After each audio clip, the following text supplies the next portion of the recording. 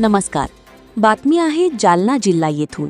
जालना येथे SP कार्यालयावर वंचित बहुजन आघाडीचे धरणे व निदर्शने आंदोलन आयोजित करण्यात आले होते. नमस्कार. आपण पाहता आवाज वंचित बहुजनांचा. प्रतिनिधी प्रदीप जाधव.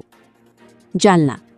जाफराबाद तालुक्यातील गाढेगव्हाण येथील गावगुंडांवर कार्यवाही होत नसल्याच्या निषेधार्थ वंचित बहुजन आघाडीच्या वतीने दिनांक 29 मे 2026 रोजी जालना येथे SP कार्यालयावर वंचित बहुजन आघाडीचे मराठवाडा उपाध्यक्ष दीपक डोके यांच्या नेतृत्वाखाली धरणे व निदर्शनी आंदोलन आयोजित करण्यात आले होते.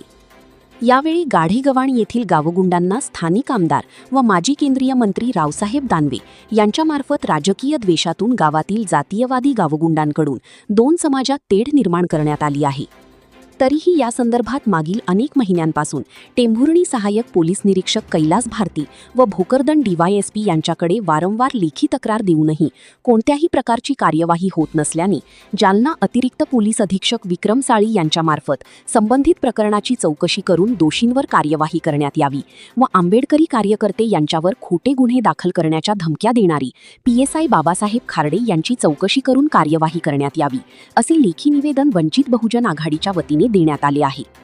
यावेळी वंचित बहुजन आघाडीचे मराठवाडा उपाध्यक्ष दीपक डोके, सम्यक विद्यार्थी आंदोलन जिल्हाध्यक्ष सूरज सोनवणे, तालुकाध्यक्ष भानुदास साळवे, विजय सावंत, सुनीता सावंत, विलास सावंत, लंका सावंत, बबन सावंत, सुनीता सावंत, ज्ञानेश्वर हिवाळे, छाया हिवाळे, राजू सावंत, विद्या सावंत, राहुल सावंत, संगीता सावंत, सदाशिव सावंत, शीला सावंत, भगवान घोरपडे, सुमित्रा घोरपडे, विष्णू सावंत, राजू दाभाडे, विजय दाभाडे, गंभीर सावंत, अनिल हिवाळे, नितीन हिवाळे, राधिका हिवाळे, भगवान दाभाडे, रमेश हिवाळे, योगेश हिवाळे, वंदना सावंत, मंदा हिवाळे, लताबाई सावंत, आनंद हिवाळे, समाधान हिवाळे, प्रल्हाद हिवाळे यांच्यासह पदाधिकारी व कार्यकर्ते मोठ्या संख्येने उपस्थित होते. जिल्ह्यामध्ये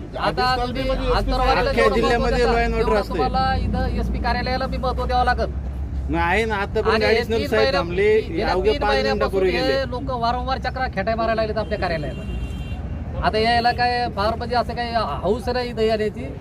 कुठं ना कुठं तरी त्याच्यावर गुन्हा दाखल केला असता तर आतापर्यंत या गावकरी लोकांना इथे येण्याची वेळ नसती.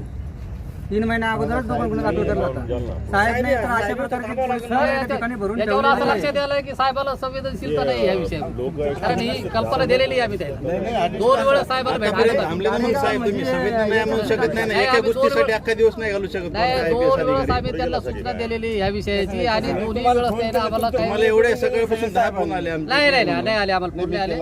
नाही सय्यद साहेबांचं आमचं बोलणं झालं आणि सय्यद साहेबाला त्याला आम्ही ज्यावेळेस यायचं त्यावेळेस येताना निरोप पण दिलेला आहे.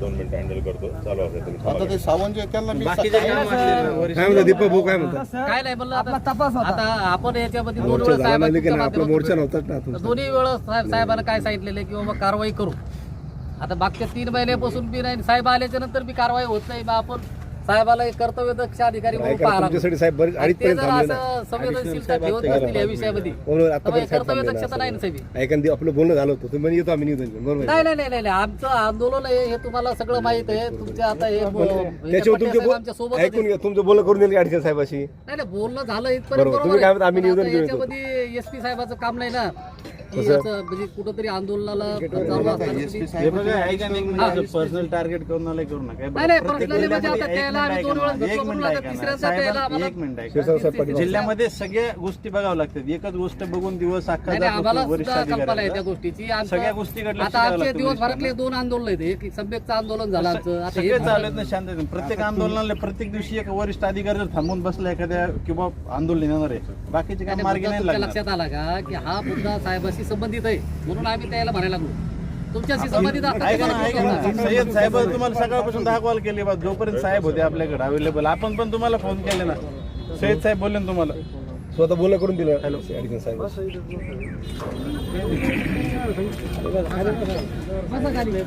नाही रस्त्यावर नका साईडला थांबा. आले तर आपण बघूया साहेबाचे.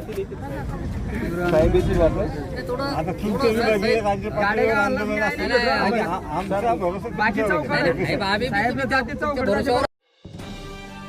हा व्हिडिओ आवडला असेल तर लाईक करा, मित्रांना शेअर करा आणि हो, सबस्क्राईब करायला विसरू नका, कारण हा आहे आवाज वंचित बहुजनांचा, तुमचा हक्काचा आवाज.